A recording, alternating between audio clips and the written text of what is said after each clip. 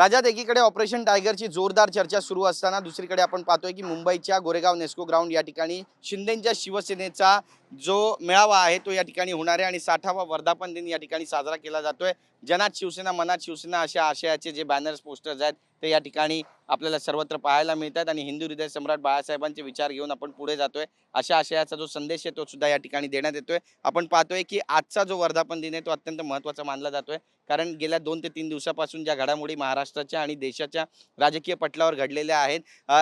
उद्धव ठाकरे यांच्या पक्षातील 6 खासदार जे आहेत ते फुटलेले आहेत आणि ते एकनाथ शिंदे यांच्या पक्षामध्ये प्रवेश करणार असल्याचं बोललं जात आहे। 21 तारखेला त्यांच्या पक्षप्रवेशाचा मुहूर्त ठरेल अशी सुद्धा चर्चा एकीकडे रंगते, तो दुसरीकडे आपण पाहतोय की एकनाथ शिंदे यांच्याकडे जे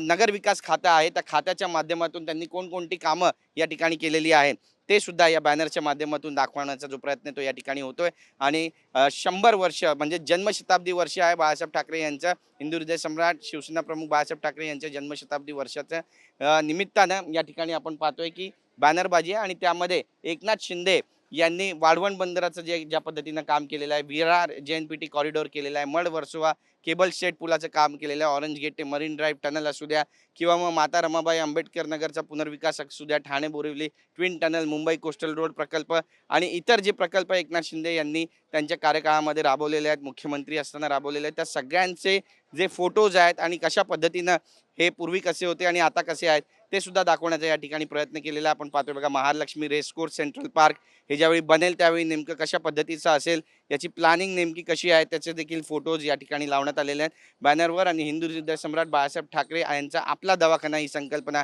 एकनाथ शिंदे यांनी राबवली होती, तिला अंमलात आणलं होतं आणि त्याचा किती फायदा झाला हे सुद्धा आज ते त्यांच्या भाषणातून सांगतील। लाडकी बहीण योजना जी आहे तिचे सुद्धा या ठिकाणी फोटोज लावण्यात आलेले। सातारा ते Ratnagiri cable stayed sky bridge बांधण्यात आला, ठाणे इंटिग्रल रिंग मेट्रो प्रकल्प आणि असेच विविध जे प्रकल्प एकनाथ शिंदे यांनी त्यांच्या कार्यकाळामध्ये राबवले किंवा आता ऑन गोईंग हे सगळे प्रोजेक्ट सुरू आहेत, या सगळ्यांचे जे बॅनर्स पोस्टर्स आहेत ते आपण पाहतोय की या संपूर्ण परिसरामध्ये लावण्यात आलेलं आहे। आज महाराष्ट्राचे उपमुख्यमंत्री एकनाथ शिंदे हे नेमकं काय भाष्य करणार आहे हे सुद्धा पाहणं तितकंच महत्त्वाचं ठरणार आहे आणि त्यांच्या धनुष्यबाणाच्या टोकावरती नेमके कोणकोणते नेते असणार आहेत हे सुद्धा पाहणं महत्त्वाचं ठरेल। कॅमेरा पर्सन सिद्धेश नाईकसह गिरीश गायकवाड, TV9 मराठी, मुंबई।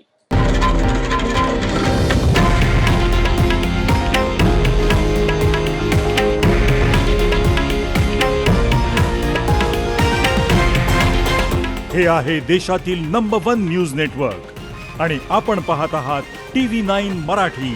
एकमेव।